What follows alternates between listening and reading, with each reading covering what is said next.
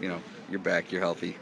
Everybody, Finally, yeah. yeah, you don't need to answer those questions anymore. But what is your role coming up for this year? I mean, you're kind of the guy coming back at defensive end. Yeah, well, I mean, I'm really looking forward to it. I think this defense and our defensive line in particular is really aggressive, and I think these are some of the fastest guys I've ever had a chance to play with.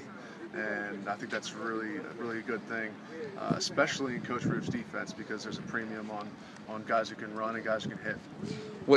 Why? What about the defense? Why is that so important for you guys to have Guys those that can attributes? run? Yeah. I mean, that's what you need to be a successful defense. I mean, if you look at some of the big time defenses and in the SEC and in the pros, they have guys who can run. Mm-hmm. They have fast, quick guys, and they also have a lot of depth, and that's something that we have as well.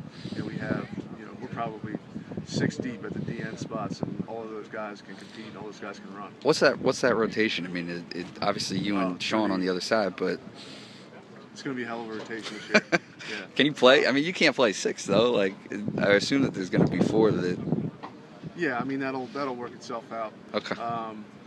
But there's definitely not going to be a need for one guy to play 80 plays this year. Okay. And I wouldn't wish that on anybody, especially playing the way that we play for Coach Johnson. Every single play is all out, full speed. You're running the ball after the play and absolutely kill yourself.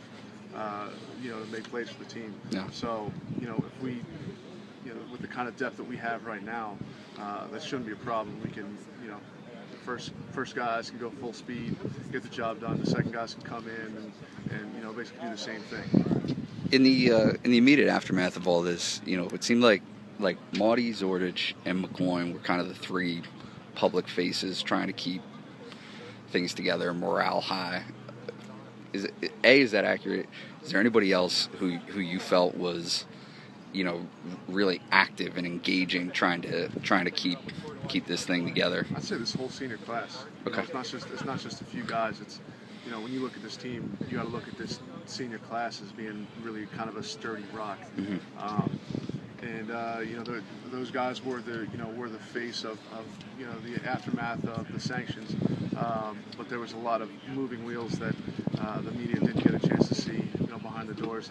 And in a situation like we faced, the most important thing is not bowl games and not reduced scholarships.